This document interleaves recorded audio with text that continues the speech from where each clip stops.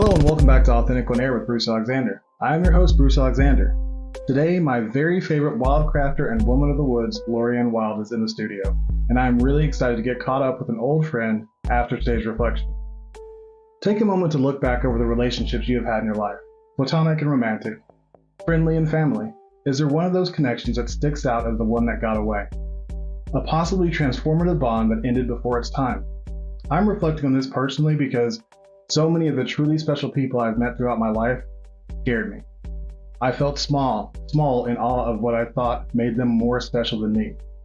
Although I know now that more special is not a real thing.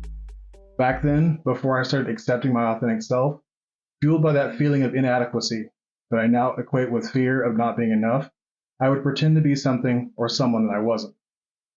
Does that mean I never had a successful relationship before I started to peel back those layers of insincerity? There is something to be said for luck and being a really good liar, but also the capacity of forgiveness in others' hearts when faced with honesty and vulnerability. For those reasons, a couple of my most treasured relationships survived. But how many of those amazing people would still be in my life if I had told them I was pretending versus them seeing through the veil of lies on their own and choosing not to waste their time on a non-existent idea of a person? I'm taking the time to briefly grieve those aborted relationships because grieving is an important part of the healing process. However, more importantly, I'm newly trying to forgive the me of the past for being scared. I'm trying to find grace for that version of myself.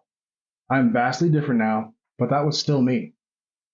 If I can't have grace for me throughout time, I am making the same mistakes in parenting myself that created the guilt and shame that guided me to those places in the first place. The relationship I'm grieving at this moment is two guys named Greg and Larry. They were both great, and I hung out with them in college, but they left me behind while I kept partying and making more mistakes because I was terrified to ask for help. They were fun and funny, but focused on success.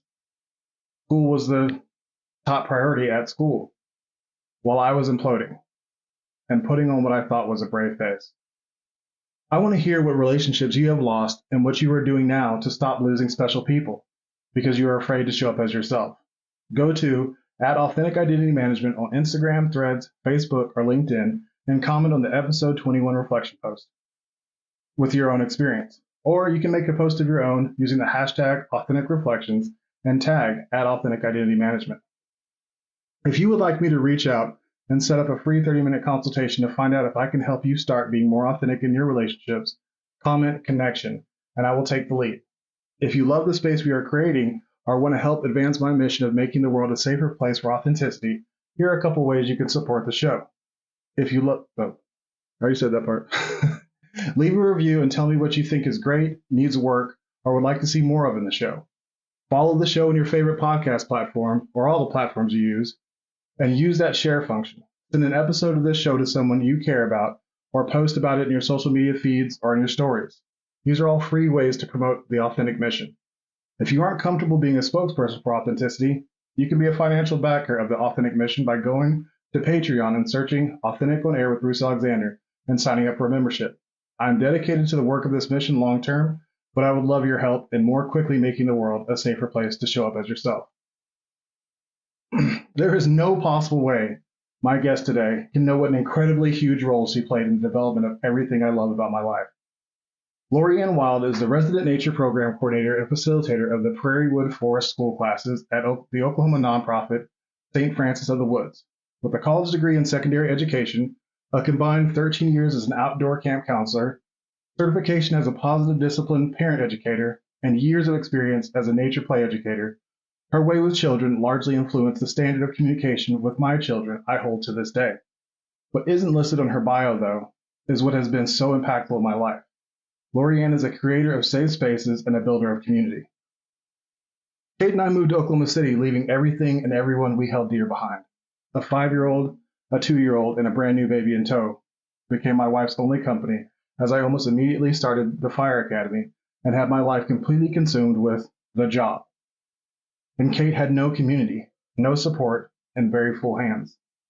2 weeks after I disappeared into my work, a trip to the park planted the seed that would change everything. As would become the norm, Kate was braving a trip to the local playground solo when, as children often do, they acted as an icebreaker, in which a very kind and gentle soul reached out to a mother and wife who was, maybe not so obviously, on the verge of a breakdown. Neither Kate or I comprehended the level of isolation I signed us up for when I took the job. I wasn't clear on the level of sacrifice I was asking for my partner when I started out, but almost immediately the position asked everything of me that I had to give, or I would be put out, and it was all for nothing. So on nights or weekends for almost 8 months, when I had anything left to give, from the day I had put into exercise or study, there was more exercise or study so I didn't fall behind. Outside of our regular visits with her mom, I had left my wife in complete and utter loneliness. The kind and gentle soul didn't just reach out with a "Hi, how you doing?" She put her whole self out there and offered up that she homeschooled and attended a co-op that her children were in, and they were similar ages to ours. An invitation to a Facebook group was exchanged, and something started. Not only parenting 3 children at various stages of early development, but keeping a home, acting as the house chef, and my dietitian and physical therapist, nursing my body to survive the extremes it would be pushed to. Not surprisingly, all that left Kate with no energy to socialize. It would be almost 8 months before life normalized enough for my wife to take the kids to the first homeschool co-op event, and I'd follow 2 weeks later. What I remember finding in those early days was a place of acceptance, exploration for my children, and like-minded people who cared about raising their children, not through fear and guilt, but varying interpretations of love and intention. I would find out much later that not only did LoriAnn introduce us to the group, but she actually had created it. Almost 10 years later, I can say that people came and went, faces changed, and eventually LoriAnn left to build something new. And without her vision, the beginning of the end was near. But after this long,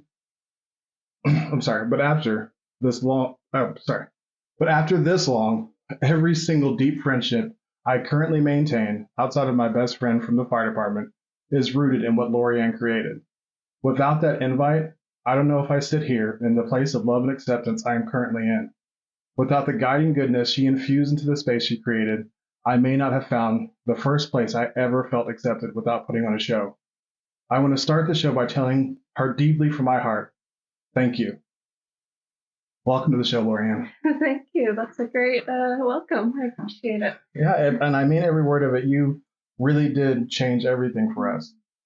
Yeah. Until we came down here, I've had friends that come and gone, but none of them were ever anything like the friends I made in the group that you created.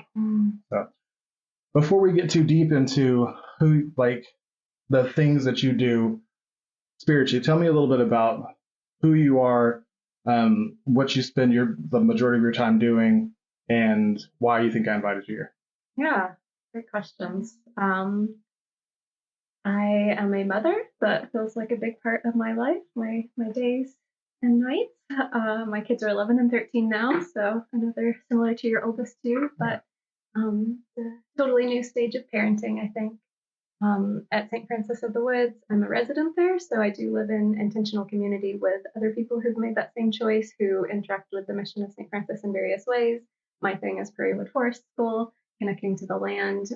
So I have the classes themselves, but I've also got times that I'm tending the garden and the wild plants as well, with the intention of how am I creating a space that the kids will come and get these nature immersed experiences, sometimes their families, depending on the class they're in, or if it's a homeschool co-op, and really cultivating that. So it was actually special for me to hear you framing some of when we met as a space creation in that context, because I don't know how aware I was of it at that point in my life, but now that's very overtly like what I see myself as bringing into the world and into the Prairiewood Forest School and the St. Francis community, is creating the space where connection can happen, community can grow, learning can happen, finding confidence in spending time in the wilderness instead of fear, like all of those things that can happen there. But I really see my role as just facilitating the environment for that to happen, and then letting, in this case, nature be the teacher.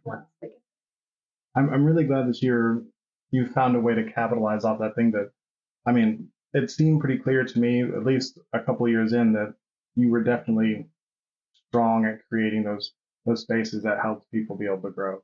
So I'm glad you're doing it intentionally now. That's amazing.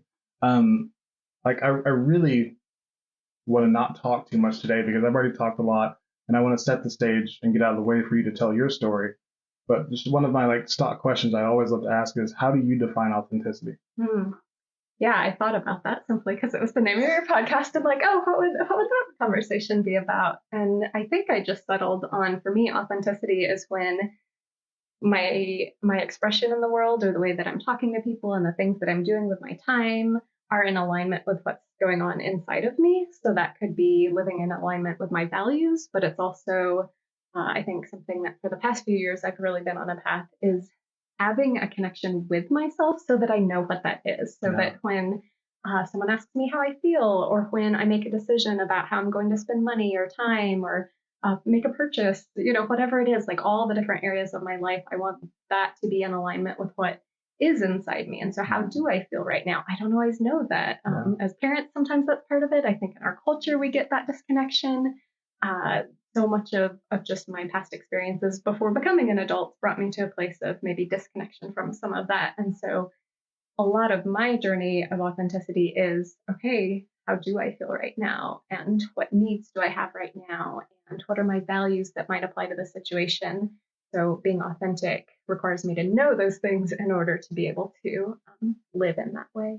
I completely agree. And if it's not know them explicitly, it's know that you don't know them and that you're still exploring that. I think I don't know has become one of my go-to sentences, because I, at this point, realize that that's okay. Sometimes that is the most authentic thing, whether I don't know how I feel or I don't know what I want to do in this situation. And that might mean I move through life a lot slower because I'm going to wait until I do know before I proceed with something. Yeah, it's taken me almost 40 years to get used to really saying I don't know, and I don't know, loving that, like knowing that it's okay to not know. Yeah, and talk about creating space. It gives other people the opportunity to realize, oh, it's okay. Someone just said, I don't know, and didn't immediately try and clarify or fix anything. Like, it's okay to not know. Wow, that's huge. It's become one of the most confident things I say, and that's really funny, because it's so often thought to be like a sign of unsurety to not know. But especially through the show, I've heard a lot of people say, like, I don't know exactly this or that.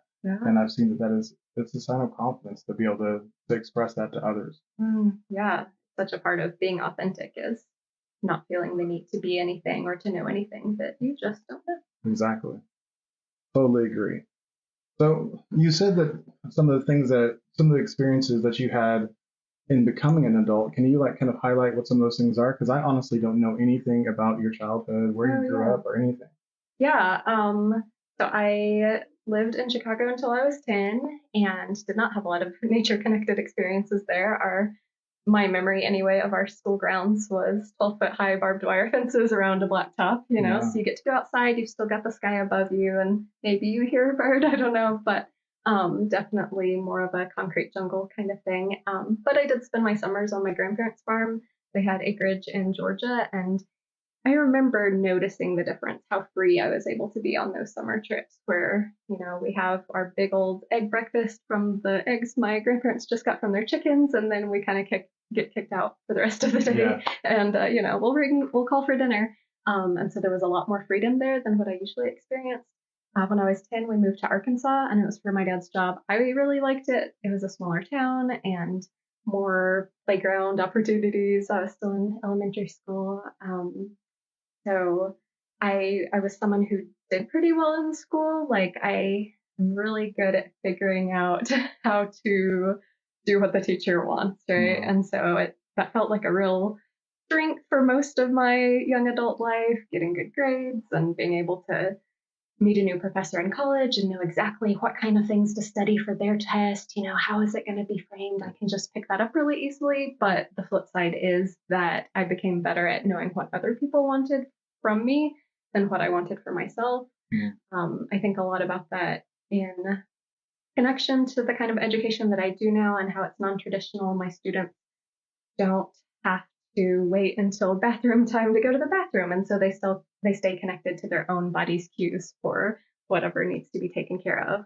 We have bio breaks where we say, okay, everyone, we're going to have a bio break. Just take a quick moment, check in. Did you forget bug spray? Here's some bug spray. Do you need the restroom? Do you need to wash your hands? Do you need to drink some water? What is your body telling you right now that you can just meet that need real quick before we head off on the hike away from these facilities or something like that. But I think it goes beyond learning how to be in the wilderness in a safe way for your body to learning how to be in your body at all times and not lose that connection because you have someone else. So there's those pieces of schooling that I think pushed me towards disconnection, just simply out of, I've taught in a public school, you have 30 kids each hour, you're trying to do your best, you're trying to meet everyone's needs. It's just a lot. And there's a lot going on where, you have to eat lunch, even if your lunch time gets assigned at 10:30 a.m. Right. Or if you've been on the bus since 6 a.m. and your class doesn't have lunch until 1 p.m., you're a little bit needing to disconnect from what your body's telling you just in order to survive in that setting. And so I think that plays a part in my journey, really wanting to please the adults around me and sometimes realizing that sometimes that meant not staying too in tune with what I actually wanted. Same thing with, choosing a paper topic or something. It was always based on what's going to make this person happy and what are they going to enjoy. So I think there was that. Going into college, I was still doing well in school academically, whatever. I never thought of myself as a super smart person, but I was really good at studying and again at figuring out which things to study so I don't just have to overdo it or anything. But so I enjoyed school all the way through. I enjoyed college.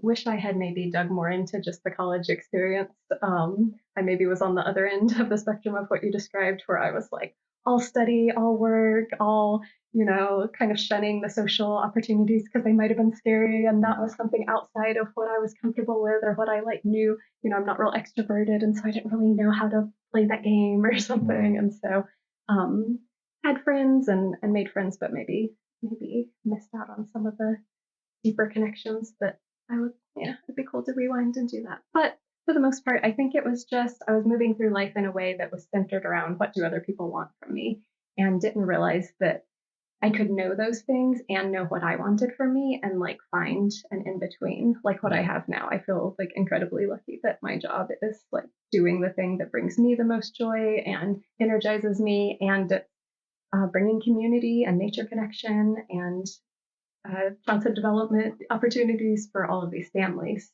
It just intersects really nicely. I can honestly say that I've never known anyone quite like you. I would define you as a kind of a shy person, but at the same time, I've never had any doubt that in the time I've known you, that you know who you are and that you don't feel a need to tell people who you are. You just are that person. When did that shift come for you from being so concerned with what other people thought about you to being contented with who you are and accepting that some will accept you and some won't? Sure. I remember some early moments, but I think there's another part that's just aging and being tired of trying to maintain that. I do. The memory I thought of when you started asking that was that when I worked at Camp Aldersgate, it's a camp in Little Rock that hosts med camps every summer. So there's a whole week where all the campers have cancer, or there's a whole week where all the campers use wheelchairs and have spina bifida or something like that. And so I think it helped me get outside of myself in a healthy way, realize that there's room between the extremities of whatever other people want from me, that's who I am, versus kind of a selfish, everything's all about me. It was this beautiful in between. The best thing I could give those campers is enjoying myself at camp. And so figuring out which activities I like. I was really into the ropes course, so I got to work at the ropes course, and I'm cheering kids on. I'm showing them it's not scary, and they're having this wonderful time as a result. So it was a really beautiful example of the fact that when you're pursuing the things that bring joy to your life or nourishment of some sort, can also be that for someone else. And so that was a beautiful look at that. I remember that when I was, where was I going with that actually? I was remembering this moment of we had these supplies, maybe it was a rainy day or something, so we're going to do something a little bit different than normal. What are we going to come up with so the kids can still have a fun afternoon, even though it's raining or whatever? And I don't know, I think maybe I just had this early hint of the fact that I could just be myself. Maybe we were just being goofy. We we thought we were going to do beads and we can't find the beads and whatever. And so it's one of those moments where it feels a bit like a failure. We weren't able to pull off the activity we thought, but in the process of just kind of being silly about it and goofing off and everything, that ended up being the fun memory from the week or whatever is that day that it rained. We didn't get to do the big exciting ropes course adventure. We couldn't even find the beading supplies. We just like sat around and goofed off and joked and like made personal connections, and like how lovely, it's not always embrace life. Yeah, it's not even that I have to like put on authenticity. It's the thing that happens when you like step back, and it just happens anyway. But yeah, I think in the ensuing years between different experiences and just, I don't know, getting tired of trying to put on anything other than who I actually am. And yeah, every once in a while that getting interwoven with experiences where people affirm that like, no, I like you messy, I like you the way you are. I don't need you to change. That's I work with parents a lot, and so and it tends to be younger parents, because once the kids get older, they can drop off. But when the kid's 2 years old, the mom's coming too, or the dad's coming, or the uncle or the grandpa, or whoever it is. And so we have these family community opportunities for people to make those connections. And they don't need me to show up with it all together, because their life doesn't feel all together. They need to see that like it can be kind of messy. The first forest school class I ever ran, my son, who's now 11, was 3, and he sat on my lap and cried like most of circle time. I'm sitting there with my story, trying to be, like little Mr. Rogers or something, and really connect with the kids and bring them the story that, is gonna help them think about the animals, and we're gonna pretend to be the animals, all these things. And he's just losing it on my lap. And of course I'm insecure. It's my first one, and I'm feeling nervous about it. But after the fact, I remember one of the parents telling me how impactful it was for her to see someone else doing the thing that happens 100 times a day. She had young kids at home too, the ones she brought to class, and just seeing it could just kind of be okay. Like, this is other people's experience too. I'm not isolated and alone in my days looking like that sometimes. She was able to see that I just kind of went with it. It's okay. You don't have to fix your kid and take away their bad feelings and make them happy all the time. Like, you just kind of are in it together. And, the classes have that community of people seeing that with other people and realizing, wow, I can exhale a little bit. It's okay if my kid loses it at inopportune moments. It can be okay. So that's really good for me. Yeah, I definitely identify with the being tired of trying to do what you are, trying to fit into so many different like things. Whenever, like I told you, the first place I found that acceptance was in your group, and I was coming off of shift almost every time that we came, so I was always exhausted. So I was too tired to put up a front, and people were still nice to me, and people still accepted me, and people like actually liked having conversation with me. And I was like, oh, it was kind of through attrition that I found out that it's okay to like be genuine, and there are going to be people who like that. Yeah. Not everybody's going to like, no, like very few people actually like me when I was faking it. So it turned out that it's like through this exhaustion, I found community. So do I want to be that exhausted ever again? Right. No. It served its purpose. But yeah, I definitely appreciate that about the ability to, just let go because you're tired. Yeah. You just work hard enough, and that gets it to you. So do you think it's your love of nature and the wilderness that like kind of feeds your comfort in not trying to impress others? That is a great question. I don't know if I've ever thought of it exactly that way. I definitely feel the most utter acceptance for who I am when I'm like laying out in the woods on the dirt and insects are crawling on me. They don't care. I'm just another rock or whatever. I'm just like part of something. And I think I did find belonging in nature before I found it with humans. I think I would, hug a tree when I was sad and I'm crying, and I'm, at an earlier stage in my growth where I'm still maybe insecure about bringing that to a friend. Oh, I don't want them to think I'm too much. I don't want to fall apart on them. They're probably having a hard time. I need to like hold it together, but like the tree's not going to care, right? So I go and I hug the tree and I'm crying, and I maybe there's these branches that I climb up into and it feels like I'm being held, and it just felt like you're not going to be judged by a tree, right? Yeah. No one's ever gotten yelled at by a tree. And so as silly as that is, maybe that was like my first place where I felt like I could be at home. I know when I was a kid and I moved to Arkansas, our yard had 4 trees in it. There were 4 kids in my family. And so we each had our tree, and the pecan tree was mine. And I'd just climb up there and I'd read, or I'd stare at the clouds, or I'd just kind of exhale the day. No one was going to come up maybe with any needs or expectations or demands. I just could just be. Yeah. And so I do think that probably was part of my bridge into that. Funnily enough, I didn't grow up thinking of myself as an outdoorsy person or anything like that. My Girl Scout troop went camping a lot. In college, I got to go on some like outdoorsy trips with the rec center, but it wasn't necessarily like, oh, I'm going to do outdoor education because I'm a nature person or something like that. But it's sort of like it found me and brought me back. Working at the summer camp always reminded me of growing up with my grandparents. And there had been a time when I would visit my grandparents, maybe as like a preteen, that I thought, oh, one day I'm gonna open a camp to get kids out of cities and into the country, because I remembered those days of living in Chicago, but then visiting the country, visiting the farm, animals and dirt, and we had our Georgia pants, the ones that you were allowed to get covered in the orange clay, just like Oklahoma. And it was just such a different experience that I wanted more people to have that. So I thought of it a little bit. Okay. Right? I think we're turning into that. I think that you do it on a daily basis, but do you have that camp to give people that experience yet? Or is that something you still want to do? Yeah, it's funny. I am really loving what's happening.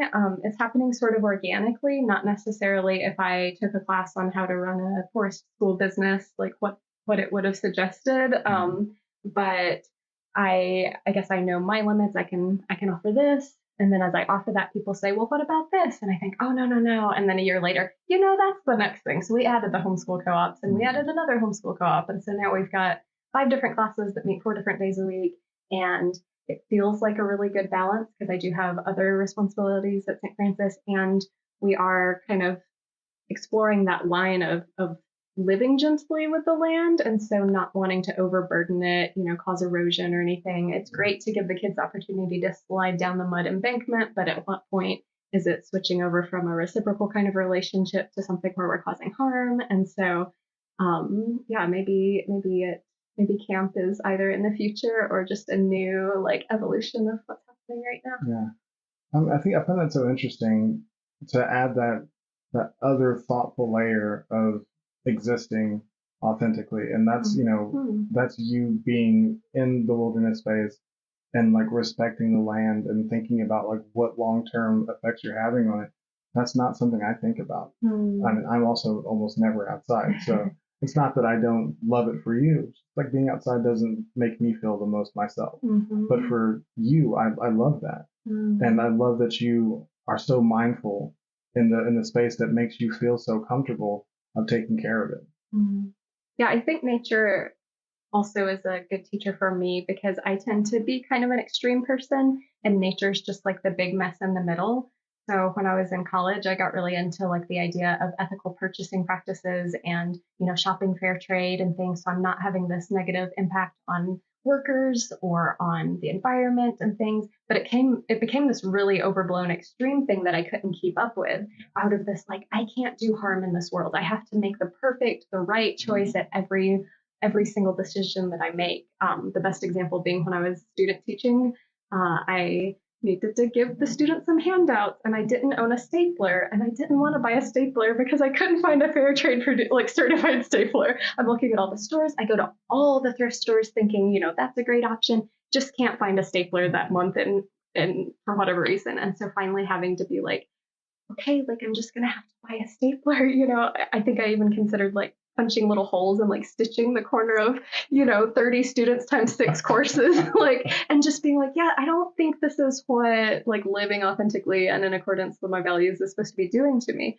But then so I had a lot of that kind of thing just in my head or whatever, but now I think I can focus on practicing reciprocity. So like, yes, I'm harvesting and taking leaves from this plant, and I'm offering my food scraps back as compost, or I'm sowing wildflower seeds to increase the populations maybe of some native plants that are having troubles with keeping populations to perpetuate their survival. And so I can do these things that are in alignment with my values, that practice kindness with the land, and I don't have to like just beat myself up about every time that I do something that wasn't as perfectly as ideal as like it's maybe technically possible to do. So whenever you were like having that kind of mini identity crisis about not being able to keep up with that, the fair trade purchasing, like How did you handle that? What was your response to that feeling? How did you get through it? How did you end up in, a better headspace today? Yeah, I think for a good long while it was pretty rough actually. Like I did a lot of beating myself up. I did a lot of doing without, like to an extreme level where I just, if I need new pants and I'm not having luck thrifting or whatever, I'm just like gonna wear these ratty pants for, in perpetuity until somehow magically something pops into my life.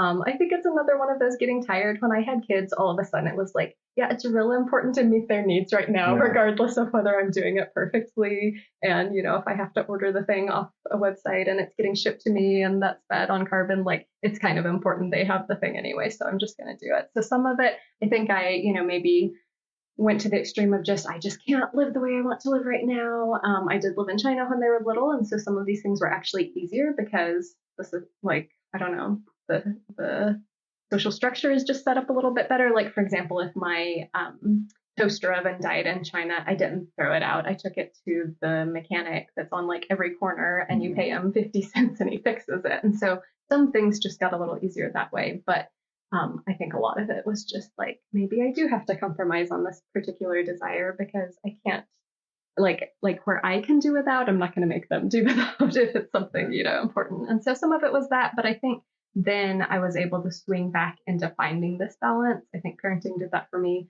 in a lot of ways, just sort of like internal ethics wise or whatever, of like you do your best and you have these values and you work towards them, but it doesn't have to be you get it right every time. And now at Forest School, that's our motto, or we always say our only rule is to practice kindness. And the rule is not be kind and some like expectation of you're going to get it perfectly right every time. Sometimes you're going to hurt the other kid's feelings. We're going to repair that rupture.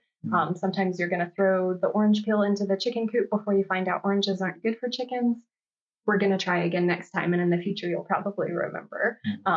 We did have a erosion problem where we had a fun mudslide and it was the best thing ever. And then we realized, wow, that's a lot of trees whose roots are now exposed. What are we going to do to kind of repair that? And then where are we going to find to move that to where we can have the same fun without causing the harm? And so it's like a continual process of learning and growth.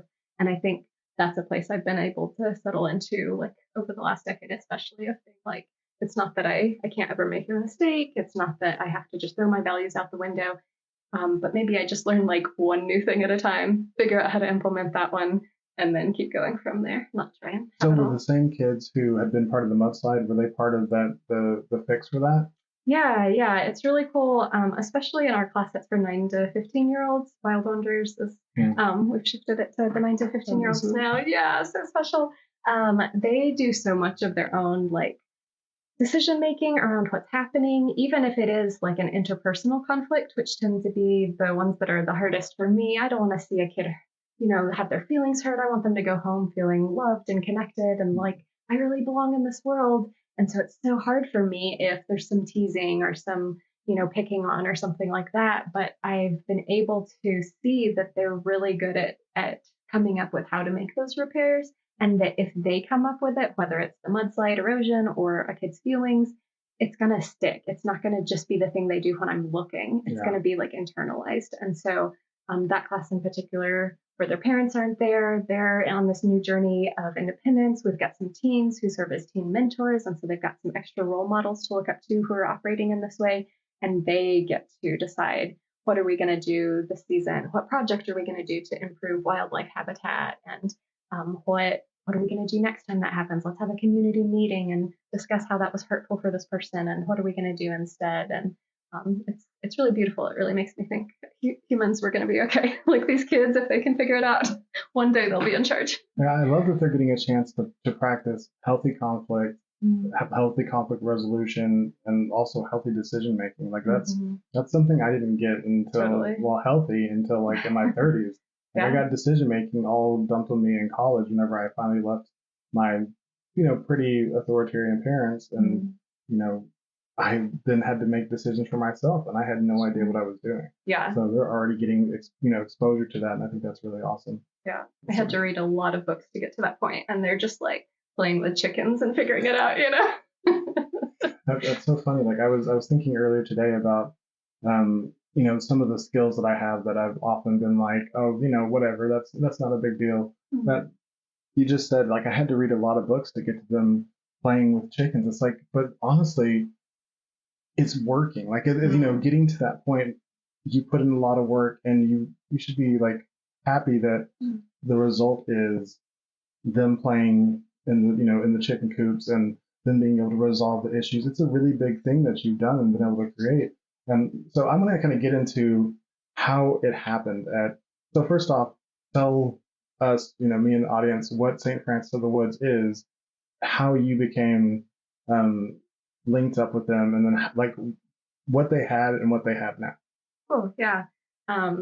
So St. Francis of the Woods is a nonprofit retreat center in Coyle, Oklahoma. It was started 40 plus years ago as a place for people who were, I think they worded it, sojourners on any spiritual path would have a place to get away and find solitude and silence in nature. So that sounds very different than what my classes sound like, but it's really beautiful how in a lot of ways it's the same thing. And so they have retreat cabins that they've had since they were first founded. People can book a bed or book a cabin where they can, people come out to have a spiritual prayer retreat. They just want to do nothing but pray all weekend. And we've got little lanyards that say, I'm in silence or whatever, so no one's bothering them. They can go on the trails. It's almost 600 acres. And so there's lots of room to find your own space and just kind of commune with nature or with whatever, is meaningful to you. Other people come out and they have like a photography workshop and they're excited about learning this new skill or practicing. We've got beautiful sunrises and sunsets. And so there's that.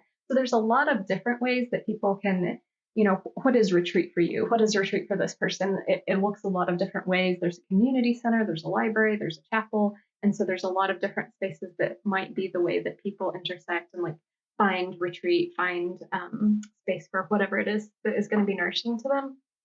So I first went to St. Francis of the Woods in 2018, and they were hosting a wildcrafting walk.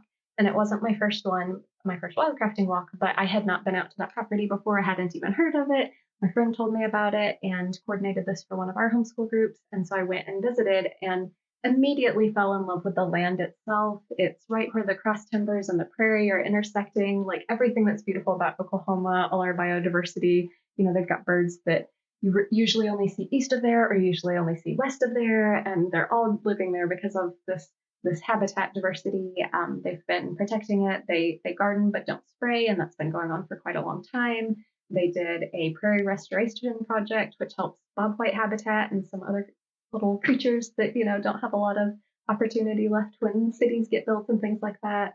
So it's really beautiful. They have a lot of ecology things going on as a result of that, of just really wanting to protect the land. The first time I walked on the trails, I was struck by how much like Arkansas they were, really moss covered. And you don't see that a lot in Oklahoma because it's usually so dry. And so just a really gorgeous place. People set foot on it and go on and on about just how nourishing it is to even be on that land. So I felt that way about it too, but it was about an hour from where I lived, which is not far from you. And just felt like a long drive, and I had forest school classes going on at parks around Oklahoma City that worked for me. It was 15 minutes drive from my house. I could tell that the land there was more ideal for it in different ways.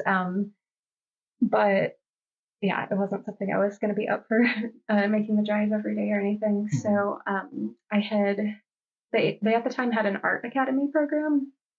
Coyle Public Schools, where it's located, don't meet on Fridays. It's one of those districts that just doesn't have the funding to keep the electricity on 5 days a week, I guess. And so they meet Mondays through Thursdays, and then Friday parents are kind of left finding a different option. So they had an art program where they would have a guest artist stay in residence and have the kids come out and do some kind of cool art project. So we attended that sometimes. And then I started bringing classes from Oklahoma City out. We would do field trip days out there, usually working in the garden or helping plant native trees or something like that. And it was always really beautiful. And I noticed once someone went for their first time, they would come back. But it took a while to convince someone to go for their first time just because of the drive and stuff. So when the pandemic hit and I had been working a couple of different things and they all really weren't going to be possible with the pandemic, or at least the guidance right when things started and everything was uncertain, I had the openness to think about really what do I want for my life. I had always very specifically wanted to live on the land where I ran forest school, because for me, as part of it being like integrated into who I am, I want to walk the trail in the morning and see, oh, look, this is ready to harvest. We can do that with the Friday class. Or take my food scraps out to the same place that we're building a compost bin and learning about how that works and the impact on the environment. And then, realizing that an improvement would make it better or something. Like I wanted that to be fully integrated. So in 2020, I was able to move out there. At first, it was just kind of needing a place to stay, but I did propose to the board of directors that makes those kind of decisions, having the forest school out there. And I was excited about the potential, but wasn't sure how they would take it.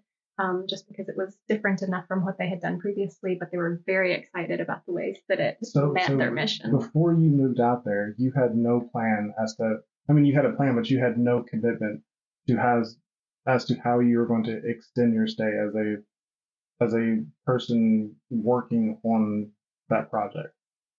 Yeah, so before I even thought to move out there or thought that I might, I had been trying to, like every year I was just saving up money to buy property to run a forest school on. And I was going to live in it, just buy some tiny house and stick it on there, live in it, and then have the forest school on the land. And I don't know what exactly, like how aware, if at all, I was of, well, if I moved to St. Francis, then that would be an option, because it wasn't even necessarily something I was aware could happen. I think it really needed the trigger of the pandemic to be like, everything's up in the air. Things could go any direction. Who knows what the future holds? Let's do something a little wild. Let's move an hour away and see if this retreat center would be willing to host a forest school. Because if they are, that's really an ideal collaboration with a nonprofit. They've got artists in residence. They've got staff that can do maintenance tasks. They've got the bandwidth to really make it everything that it could be. So it was really beautiful that it. So now you are an entity that exists on the land of St. Francis of the Woods. Are you considered part of the St. Francis of the Woods mission, or you've been totally incorporated into that? Just like the Prairie Restoration is a project of theirs, and the church is a project of theirs. Prairiewood Forest School is one of their projects. It's fully integrated. They give me a budget for deciding on, what materials we just got a new fishing net so we can go catch tadpoles when it's season and study them and release them. And it's all fully integrated in what they're already doing.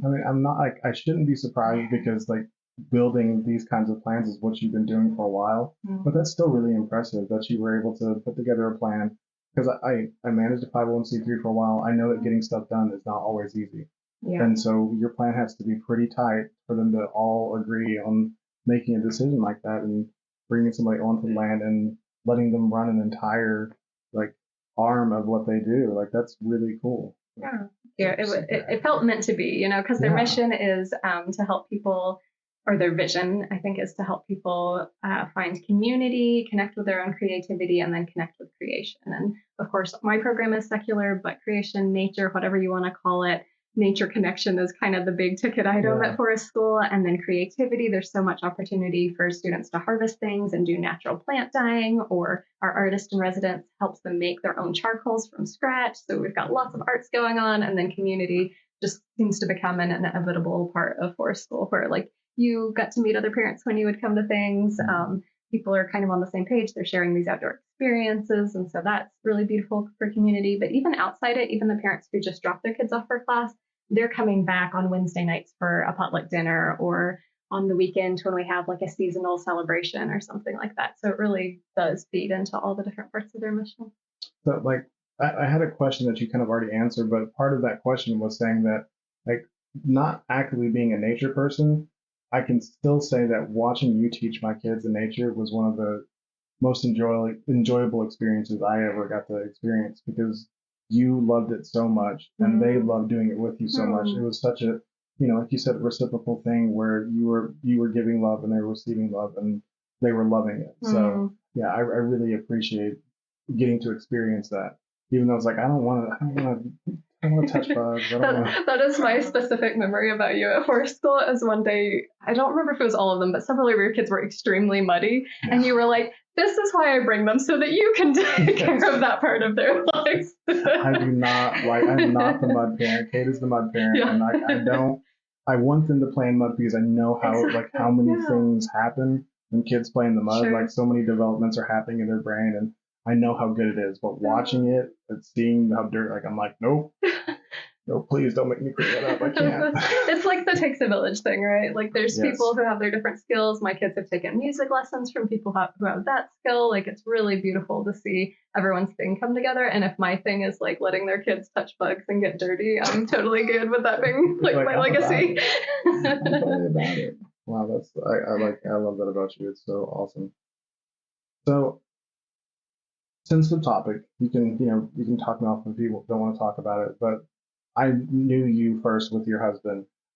What happened with that process? Because it seemed like it kind of lined up with you moving out to. How much of going far away from Oklahoma City had to do with restarting your life after your marriage? Sure. Mostly coincidence. Or maybe a better true thing to say about it is that I think COVID gave opportunity for both of these things that needed to happen. Like I was supposed to end up out in the woods living where I was running forest school, and COVID made the opportunity for that. And then in that relationship, things were heading towards where we were healthier apart than together. But it took COVID to be like, yeah, this is the thing that's going to happen. So when I moved to St. Francis, initially, I just needed a place to stay while I figured out what was next. I didn't go into it with the expectation that living at St. Francis was what was next. Right. That's kind of a like beautiful detour that intersected there, but it wasn't like planned out or, oh, here's a way I can get out of this relationship or anything. But it did work out nicely in both of those directions. One of my favorite quotes is, "Life is what happens while you're making plans." Like you were trying to figure out what's next, and like everything was falling into place for you to be exactly where you needed to be, and that's I'm so thankful for you for that. So, can you do me a favor and tell me in explicit detail about your grounding time in the woods? So when I say that, I mean like walk me from the moment you decide that you were going to go out and get some grounding time all the way through completion. Like no details too small. Okay. So I'll just pick the most recent time and so I give true details. I move very slowly. It's funny, actually, if I go hiking with people that are going hiking, I have to remember like, oh, as outdoorsy as I am, hiking means like making progress at some pace that is not mine. Even like walking out of my door, because now I do have the woods right outside my door. And so I'm usually able to just walk there, but it's very slow. I walk out my door and I think, do I want to go east, up the hill where I can see the neighbor's cows? Like, let me take you back even further. Yeah. How do you decide what you're going to wear for grounding time? Like, yeah. Do you put on shoes? Do you go barefoot? I really want to get into it. Yeah. Thankfully, it's pretty standardized, so it doesn't take a lot of thinking. I'm always going to wear long pants just because we do have poison ivy and ticks and even venomous snakes. I'm going to wear socks even though I don't like to, and tuck my, have things tucked in so that I don't have tick pads to my skin. Probably going to take off the shoes and be barefoot once I arrive wherever I feel like I needed to arrive at. And I've, scoped out the area and ensured there weren't any hazards there. But for the actual, like, I need some time in the woods, I'm going to wear some hiking pants and wool socks and my ankle boots. They're barefoot shoes, but they're not the fancy expensive sole that technically allows grounding from whatever perspective. Because I'll just take them off. It's okay. And then I do like to wear a wool shirt just because it helps with temperature regulation, which is really important in Oklahoma. I much prefer cold weather than hot weather, but Oklahoma, 100 degrees for a week, exactly. Or for more than a week sometimes. And so that just helps you like not get overheated or whatever. And I usually braid my hair as a further precaution against ticks. I hate wearing a hat. I usually don't. I should, but I usually don't. I'm always just a little pink from the sun. And I try and grab like some energetic, granola bar or something, or if I've made like little energy bites, something that'll give energy without adding a lot of weight. I have this hip pack that I wear whether I'm going grocery shopping or into the woods, and it's always got a lighter and a little bit of jute twine in case, it got dangerous or I was in some situation where I needed a fire or something. And then just a multi-tool pocket knife and a bottle of water. Make sure I always have water on me. I can grab those things pretty quickly and just head out the door. And feel into where it is that I'm going to go. Maybe I checked the weather first and thought to bring a rain jacket. Probably not. If I'm taking students in the woods, I'm very prepared in all of those areas. And if it's just me, like in the moment, I'm not at all prepared. I'm more like gonna rough it, whatever I find. I'd rather like find a little cave to hide in or something like that. So my favorite place to head from my house, if I go west, like straight into where the sunset would be, there's a little pond. And if I go over a hill beyond that, I can go up to the stream that is spring fed. So that's another beautiful thing you don't always have in Oklahoma, is like flowing water and springs and things like that. And I love the sound of it. I really like to just, wherever I'm going, I'm going to lay down. That's my thing. Like if I'm going to ground somewhere, or if I just am having a stressful day and can't handle another minute on my computer, or whatever it looks like that is leading me to want to head out into the woods, what I'm wanting to do is not to like take a long walk usually, but to walk until I find the spot where I'm going to lay down. And I'm going to come back with pine needles in my hair and dirt all over my clothes and stuff. But like that's really what I'm going for. And I just try and move slowly enough that I only move when I know. Maybe it's like my best practice of authenticity, really, because it's moving only at the pace that I actually know that's what I want. You know, I'm not trying to manipulate the experience in some way of thinking, oh, my friend was going to be staying in that cabin. If I walk that way, I might run into her. Like maybe that's what it needs to happen, and maybe I need the time to myself, and I don't need to know that. I just need to know, I actually wanted to head down this trail that goes the other way. That's where I'm feeling like pulled or whatever. And so just following those until I get there. When I, and so I might walk half an hour, I might walk an hour, I might walk 5 minutes. And whenever I get to a point where I think I want to stop here, I teach the kids to check east, south, west, and north. So you kind of go in a circle looking at the ground to make sure you're not about to sit on something hazardous or disturb ground that, can't handle that or something like that. Make sure you have a secure space.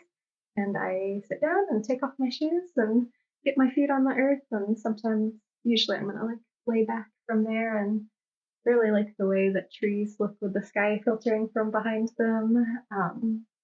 So a lot of times I just kind of look at that for a while. I don't really try and say a prayer or, do a meditation or anything other than just being fully present in that moment and whatever it is.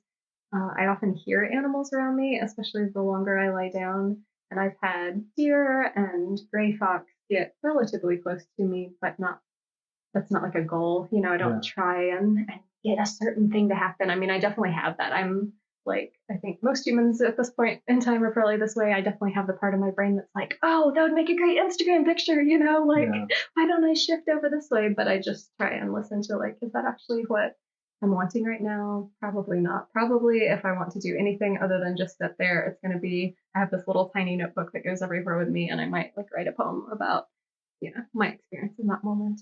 Do you take your phone? I often have, if I bring it, I usually put it on Do Not Disturb. So if I'm heading out by myself and no one would hear if I called, then I'll probably take it kind of for my kids' sake, like for safety or whatever. But I prefer to not have it or like not remember that I have it. So it's a practice of total observance.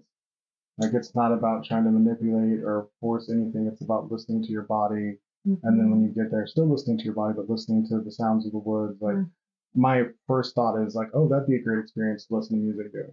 Like I love listening to music while I do things, but I'm also very unconnected to nature. So thinking about that, it's like maybe you should listen to nature a little bit more. But for you, it's much more about just listening to what's happening and just taking it in and not trying to create anything from it. Yeah, and sometimes I will sing, like making up kind of the way you'd sing to a 3-year-old, like what you're seeing and stuff. And one of the most magical moments, I do have a little pocket fife because I play flute, but I have a little one you can bring camping. It's like plastic and $9, it's not a big deal to have it in the woods. And one time I did head up towards the sunset up on this hill behind where I live, and we mow it for hay. It's like not sprayed and stuff, so that way if the surrounding farms are using that hay, there's less like pesticides in the groundwater and everything. And anyway, I was up there and just kind of felt inspired by maybe the clouds or something, and so I pull out my fife and I start to play.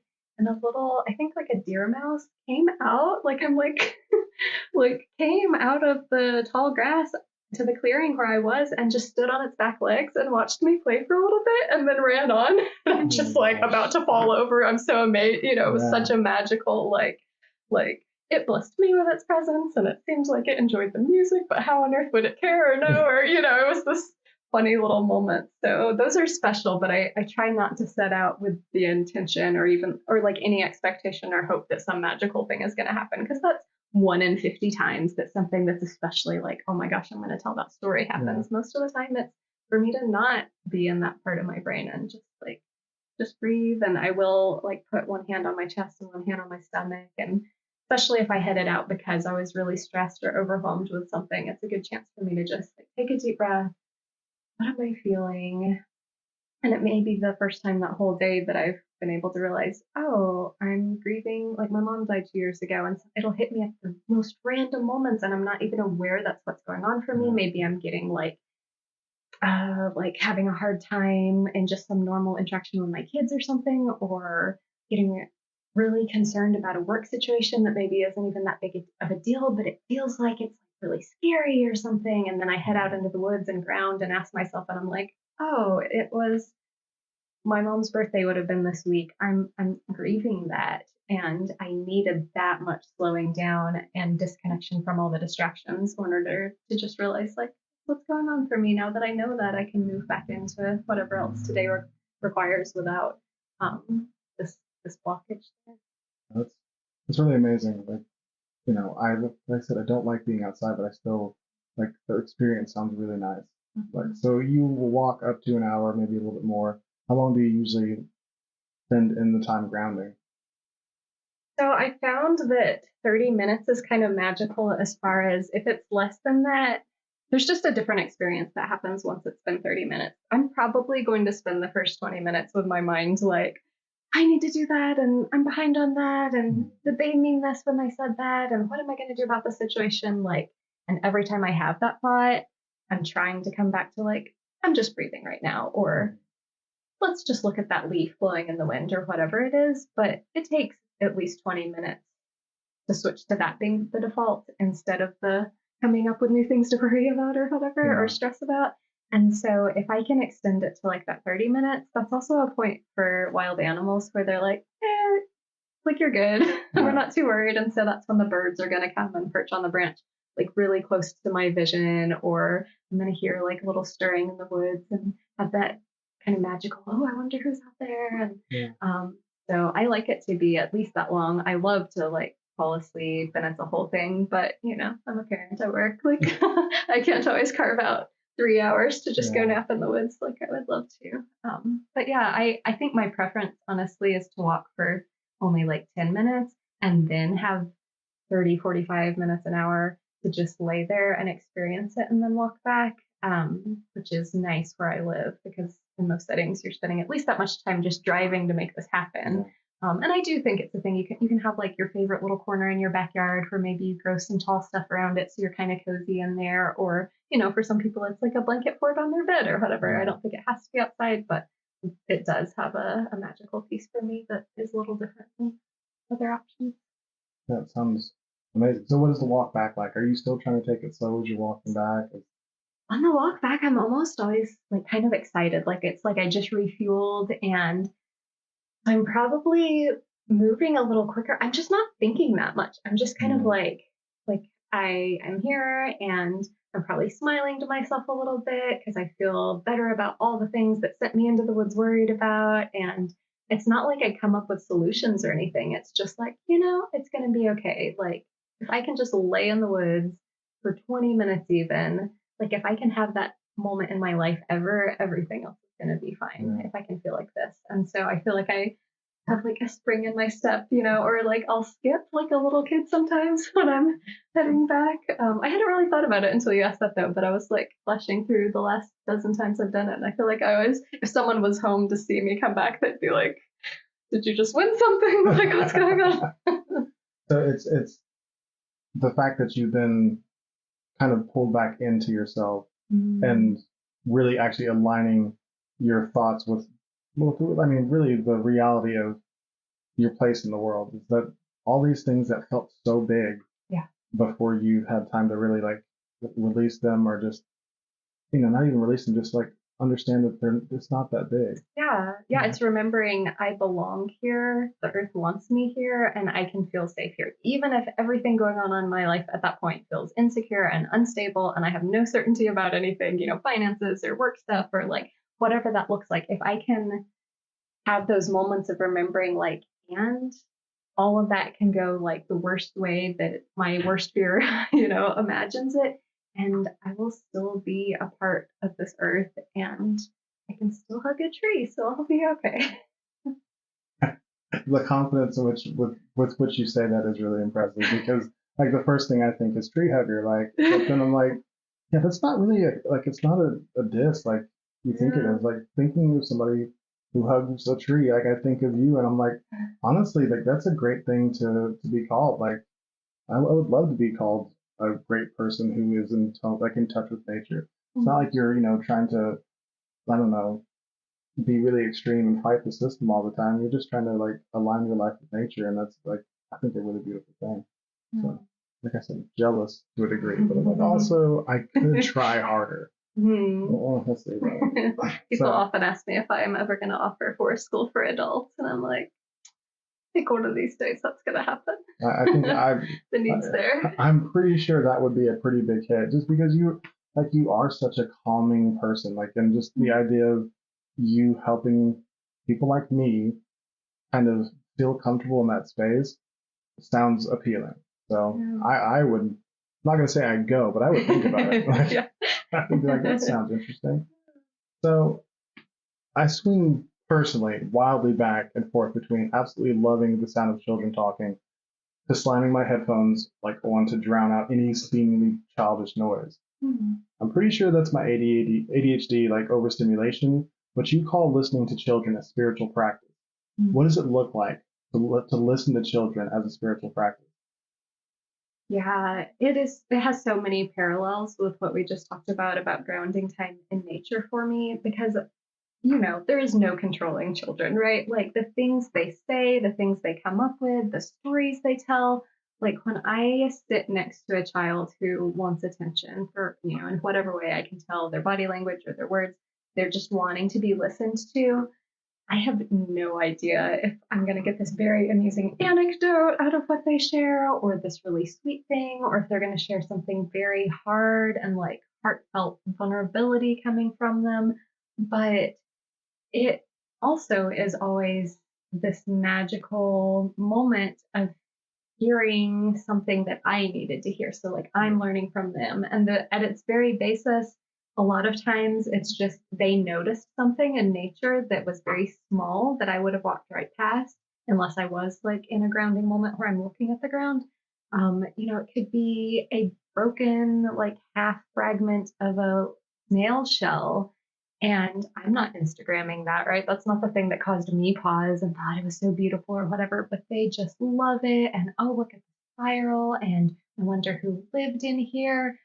They slow down, and especially like the 2-year-olds and the 3-year-olds and the 4-year-olds, they think it's all magical. They see that it's all magical, I think is what it is. Like they see the world for the way it is. They don't have all this weight of what I'm carrying around worrying about and how am I going to afford this or that or whatever. They're just present to their, like, not just to that day, but like to that exact moment that they found this little thing, or they hand me this like completely bug eaten leaf that, no one would take a picture of it and think there was something special about it, but they just loved it. Maybe it felt awesome between their fingers, or maybe it's the one that landed on them straight out of the tree. It's never touched the ground before, but it touched them. Like, how magical is that? And so I think I learned to embrace joy, like to not have to have everything just right to enjoy something. They enjoy all of it. But even the older kids, because there's a really special phase, again, I think that happens with like 9 to 12-year-olds, where they're trying to figure out who they are and what they love and how they want to show up in the world, how they're kind of going to present themselves in their peer groups. Because at those ages, I think those two things are the same. Like, who am I and how am I going to come across to my friends? Yeah. And I think like mainstream media tends to portray that time in life as a lot of masking and a lot of putting on something else. But I don't know that it's a bad thing. I don't know that they're trying to be fake or try, of course, there's the trying to fit in. We all want to belong. But I think they're just trying out a lot of different things. Am I into nature? Am I into bugs? Am I into birds? Am I into video games? Am I going to complain all class long that there's no video games? Like, some kids just need a day like that. Yeah. And I don't know what they're expecting to be met with. It just depends on other experiences they've had with adults. But when instead of being like, shut up, we're at forest school, we're unplugged here. If I'm like, whoa, that sounds like a cool game, tell me about it, or whatever, and I just give them the space to be heard, there's this beautiful moment of realizing like this is how the world is going to recover from all the like hurtful and hard things that we've got going on, is just listening to other people. And it's not to say that I don't ever think I'm so done with hearing about Pokemon after 3 hours of hearing about Pokemon. But maybe there's a lesson for me in that too. Yes, I definitely understand that feeling of having heard, all the, yeah, no, I'm not going to go into that. But I know we've all felt that, yeah. So, I love your ability to learn from all these different situations. You're learning from nature, you're learning from the children, you're learning from the other adults you work with. And there's no like, I don't feel like there's any pretense. You take all that information in the same, and you mull it over, and you either apply it or don't. It's just like it's all information that is all equal. Is that correct? Am I like? Yeah, I mean, maybe to too strong of a degree. I think one of the things that can be my struggle, my growth point in this type of thing, is that balance between taking that in and holding to myself. And so I was in college when I noticed like everything I read, I was like, this is it. This is the truth. Like, this is so, because if I identified with any tiny little piece of it or saw any little nugget of truth, I wanted to embrace it and take it in. And I think that that's a gift that I have in the world, that I'm able to, I hear a 2-year-old say something and it's meaningful to me, or I read, a kid's book that I'm just reading to them at nighttime, and, oh, I've got to write that in my quote book. That was so meaningful, or whatever. But there can be the degree or like the point at which I'm taking it all in without discernment around like, what is it though, And I think I read a lot partially for that reason. So I have a lot of different experiences. I want to, I feel like I've mentioned Instagram like 4 times today, but like I follow a lot of like psychologists on Instagram and like betrayal recovery groups and like different things where I'm getting information from different perspectives so that I can realize like, okay, just because I read this and it meant something to me, it could actually be harmful to someone who had a different life experience that I did. And so I need to learn these things too, so that I can apply that level of discernment and wisdom, so that I'm not just taking everything without any kind of consideration. I have to remember that like mother animals in nature, they don't just like let their babies scratch them in the eye, right? They'd bite them in the ear or something. Yeah. And like, humans, we have different ways that we can set boundaries, but those are still important, whether it's like my own boundaries around my time or the things my kids are allowed to say to me or something like that, or whether it's like, well, I really appreciate this one poem that this author wrote, but they also said these really harmful things about people. Yeah. And so I'm actually not going to continue to choose that as a person I'm learning from. Yeah, that makes total sense. And I'm not going to say that I'm great at that. Like I'm generally pretty much the one who's like, I learned this, I like this. Okay, I'm gonna go with that. And like I will continue to learn. And I try to let myself be shaped by, I've recently gotten much more into saying that I'm being shaped by other people's opinions. Not that I'm going to change for other people's opinions, but I'm gonna take that thing in and decide if it's something that does reflect me, and if it doesn't, I'm going to let that experience, kind of guide how I move in dealing with that person in the future. Because if that was their perception, then there's some feedback somewhere in that communication model that I'd like to remove, so they actually are able to see who I am. Yeah. So it's a very new thing. I'm still working it out, but I like the option to just try to learn from all the different stuff I take in and take in more. Yeah, yeah. Well, just like our rule at Prairiewood is to practice kindness. I think authenticity has to be recognized as a practice. Absolutely. It's not like, am I authentic or am I not authentic? Mm-hmm. There's so much in between inauthenticity and authenticity, even of just here, just mm-hmm. like doing the thing, whatever. And having that practice of incorporating more authenticity in your life, or having one more authentic conversation this week, one more time that someone says, how are you, giving an authentic answer, or whatever that looks like. It's just a practice we're growing into. Yeah, I've definitely tried to work away from saying things like, are you authentic, to are you being authentic? Are you loving your authentic self? Yeah. Are you interacting? Are you leading with authenticity? Things that are actions that are constantly evolving, because you can be the most authentic leader for 6 months straight, and then something happens and you stop doing that. You have to continually be checking in on yourself. And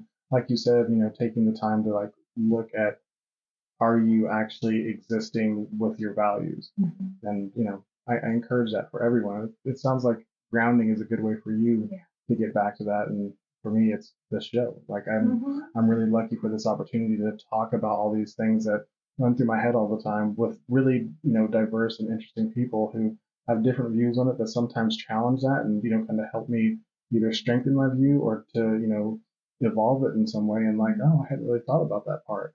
And I appreciate the experience so much. So thank you for being part of it today. I've loved it so far. Yeah. So we're going to start to wrap things up because we've already gotten almost towards an hour and a half, and I want to respect your time. I don't know what you got going on today, but gosh, I want to ask.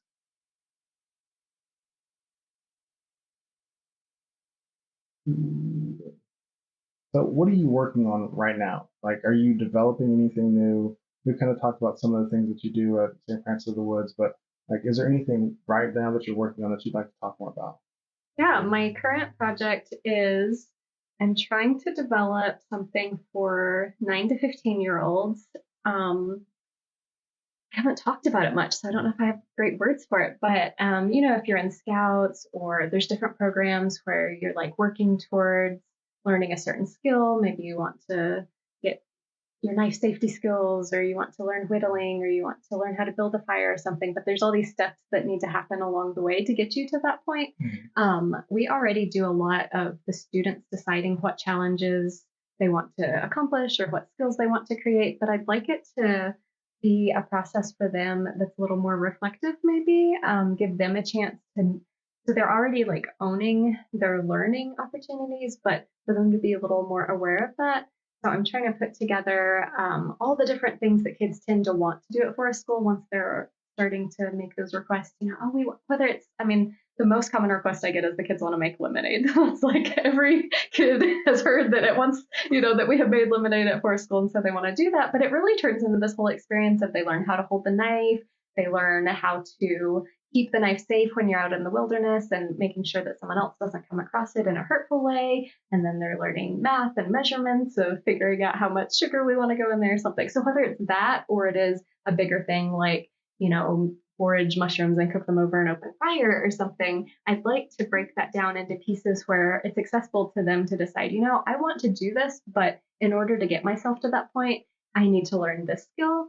I think it's so valuable for them to learn how to be learners, and also to learn, because like I said, we already do this kind of for the week to week. Oh, we want to build a birdhouse or this or that. But those bigger things that kids get excited about, but then maybe fizzle out before they get to the end, Forest School really provides kids with an opportunity to extend their own sense of resilience and endurance and perseverance at something.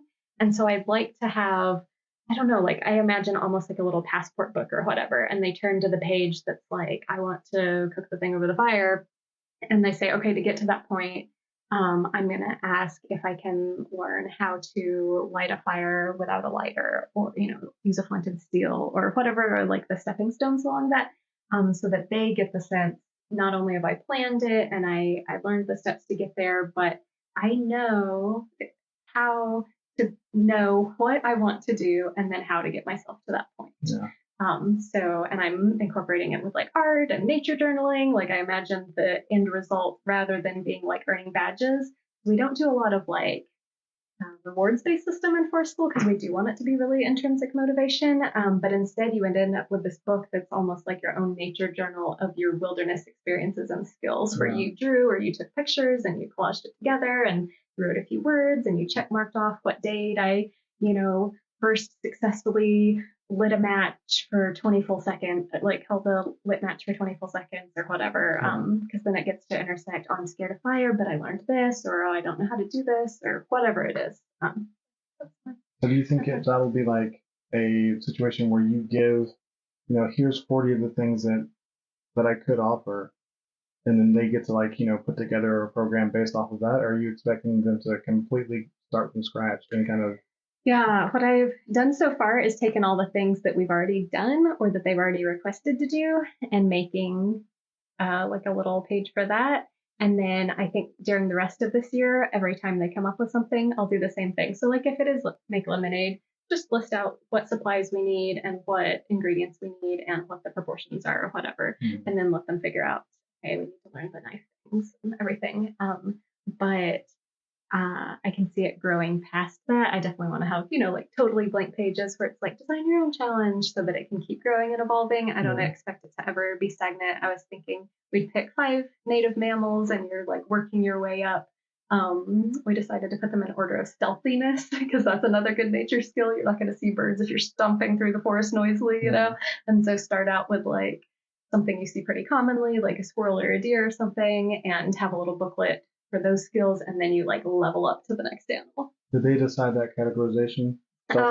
Yeah, my 2 did. I love the way that kids like categorize things. Yeah. They think so differently than us, I mean, not all of us, but like usually we're used to certain categories being like, well, yeah, we're going to go with, size or, the different kinds of, like, are they feline or whatever. And they're just like stealthy. Yeah. Like, yes, that's so much This better. is the wilderness goal. This is so much better. I love that. So cool.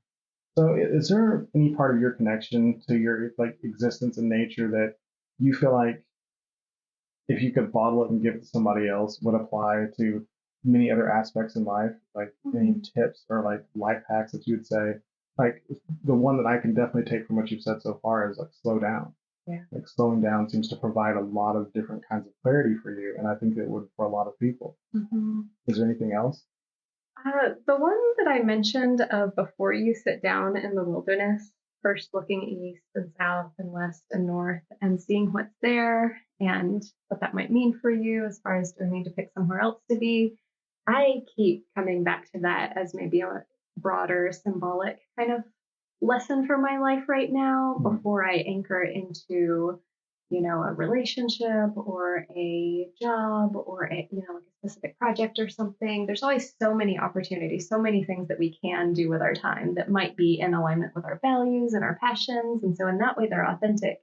But if you really just like sit in the space of whatever that is, you're reading the proposal that someone sent you, or you're sitting in the parking lot outside of the thing you got invited to that you hadn't really thought about, do I even want to be here or something? And just kind of like looking at it from all those different angles and seeing, is there something here that lets me know this really is for me? Or is there maybe something kind of pokey over here and I don't know that this is actually where I'm ready to be right now. I'm going to, shift somewhere else. I feel like can be, or is becoming for me, a practice that isn't just about not getting bit by a venomous snake or whatever. I think you understood the assignment and you like really like provided a great answer there. And my addition to that would be like, and do that authentically. So don't like, I've talked about on the show many times that my ability to lie to myself was like really uncanny for a long time. So it's like, I don't think I want to go into this thing because really, I don't think that these are my kinds of people. And that's not true. It would be more like, I'm afraid to show myself to this group of people because they may not accept me. And to me, I don't want to act out of fear. So I would just lie to myself and say, I'm not afraid. I just don't like them. And so like, I would say, look north, south, or east. What's the correct order? I do east, south, west, north, but that's its whole category of why I do it that way. West and north. And ask yourself, like, am I being honest about the things I see and the things that I'm saying are dangerous? Like, really analyze those things. And I think that would be an absolutely really great piece of advice. That's perfect clarification too. It's not like I'm settling on a really comfortable spot, right? I don't randomly find all these places where I'm really comfortable. Like the ground's either hard or it's wet or the tree bark is scratchy. But if I'm supposed to be there, that discomfort doesn't mean it's not the right thing. So your example of going somewhere and kind of backing out of it, out of a inauthenticity and telling your own self why you don't want to be there. Could it be that it's just not a really comfortable spot, but it's actually the right spot? Those are different things. They say that disgrowth is where the discomfort is where that growth happens. Yeah. Now, sitting in a really uncomfortable spot unnecessarily maybe is not extra growth. But yeah, if you shift a little bit, is the ground softer? Cool. Yeah. But are you just like talking yourself out of something that's really meant for you because you don't love it, everything about it? Yeah. I love that. That was really good. I'm glad I asked that question. I think that was like way outperformed my expectations of the question when I wrote it. So I'm like, oh, yeah, cool. Pat myself on the back. Yeah.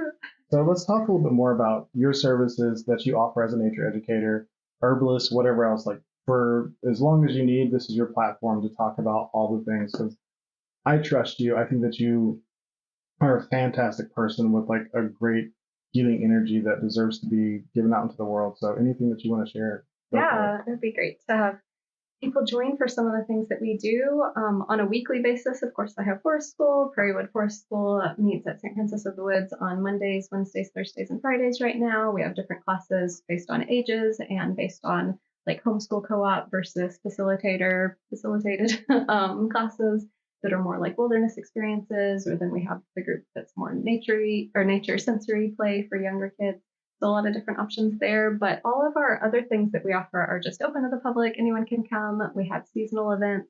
Martinmas is coming up and it's my favorite one. So every November we get together and it's a chance to really celebrate the way that being in community with other people allows us to get through the harder parts of our lives.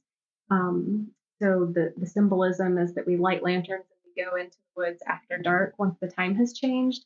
And it's, that time of the year where the days are getting shorter anyway. And so sometimes that can feel hard. It can feel like everything's really cold around me and everything's really dark and I just can't see my way through. And so to remind us that we don't have to, we can look around and, if there's 30 of us and we all have lanterns lit, that's going to help us see our way on the trail. But that's like a real good symbol for what that looks like in our life, joining together with other people and just seeing the light within each other. We do a coat drive as part of it to bring that warmth in a really practical way. And so you bring, gently used coats or boots or mittens or hats or, whatever, some nice clean socks or something, and we'll donate that to a shelter. And so it really gives kids and adults the opportunity to see that we can transform this world and we can take the parts of being human that are harder and do something about it to make it a little bit brighter and warmer. I also facilitate a group called Woods Women, and once a month we have someone who's a member of it just share whatever's their exciting thing, because I think I'm like you and that I really like to see other people doing their thing and like lighting up with what they love to do, what they're passionate about. And so like this month, someone's coming in and leading a yoga experience. And last time we had someone who also had worked at a forest school and we did fairy house making for grownups, so we have a group for that where people can join. We, whether through our website, stfrancisofthewoods.org, or our social media accounts, we're always posting upcoming things. And I think those are the most like consistent ones, but we'll have other events, do farm to table dinners and wildcrafting classes, especially in the summer. We tend to offer more like one-off. You can just come and sign up and take it from garden harvesting all the way to the thing that we taste and eat, or same thing with wildcrafting or music or creative arts, where our artist in residence helps people make their own art supplies and then walk through nature and find something. And I'm just kind of facilitating the forest school feel of the entire experience, but we've got all these other people. We have our beekeeper, and he'll do some stuff where you get to come and harvest the honey and see the inside of the hive and everything. So it's pretty cool. Very cool. I love it. That's awesome. So if you could look into the future, how far into the future would you be happy to look and still see yourself doing the same things you are right now? Yeah, I mean, like as long as I'm super mobile, it does require a lot. I'm doing a lot of hauling supplies on my back into the woods and stuff. And so I I wonder if at some point in my life I'll need to shift to more training others on how to do it. I do really enjoy when I've gotten to be in a training role of teaching other teachers how to take their classes outside or teaching other people how to start a forest school or something like that. But my grandma's 81 and she still like works and does everything. So I'm like, maybe that's going to be me too. And I'll be like 90 out in the woods with a bunch of 2-year-olds just loving it. That sounds really beautiful. So as long as you're physically able, you'd love to keep doing what you're doing. Like that to me is like the sign of you found a passion that you really enjoy exploring. And that's like, that is, I don't know, probably the highest hope I could have for any friend of mine is like, you're living your passion. So that's really awesome. So finally, where does LoriAnn live online, and where can people find out more about who you are, what you do, and like get connected with you if they're interested? Yeah, I mostly post on Instagram. It's at Wildernedge. So it's spelled like wild. My last name Wilde, and then Renedge. So Wildernedge. It's the idea of I'm meeting people at the edges of their current comfort level at the where the wilderness meets. Because that's where the most biodiversity thrives, and that's where I think students and other people really find transformation. And you actually touched on that earlier about kind of getting people to the edge of their comfort. So that's me. St. Francis of the Woods is where everything else would be hosted. That's their Facebook name and their Instagram name. And the website for Prairiewood Forest School is just stfrancisofthewoods.org/school. And it links to all of our different accounts and classes and upcoming events and calendars. All that good stuff. We'll make sure to put all those links in the show notes. So easy for people to find, because I think it's a great service. I was really devastated whenever you took Wild Wanderers from 10 minutes from our house to like 50 minutes from our house. It was like, that's not so convenient anymore. But like for the experience itself, I think it sounds really amazing for the kids who are getting to participate. And like, I know that one of our mutual friends has a son doing it, and he seems to really love that. So yeah, I think you're doing great work. Is there anything that we didn't talk about today that you'd like to share more on? That I can think of. I think it was a pretty good talk. I really enjoyed it.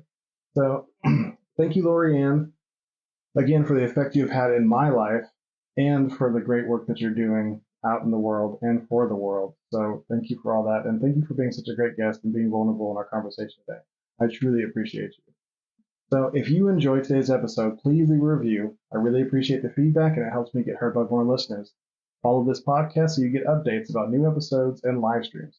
If you are interested in bonus or behind-the-scenes content, go check out the Authentic on Air with Bruce Alexander Patreon page, and share this episode with somebody you think would love it right now.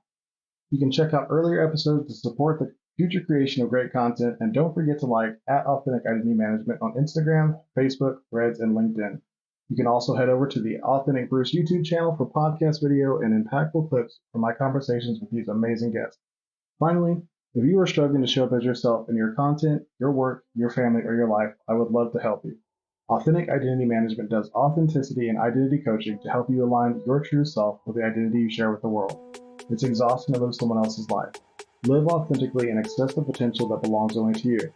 You can contact me on social or email bruce@AuthenticIdentityManagement.com to set up a free 30-minute consultation. That is it for today's wild episode with LoriAnn Wilde. So until next time, thank you for listening. Be yourself and love yourself. Bye for now.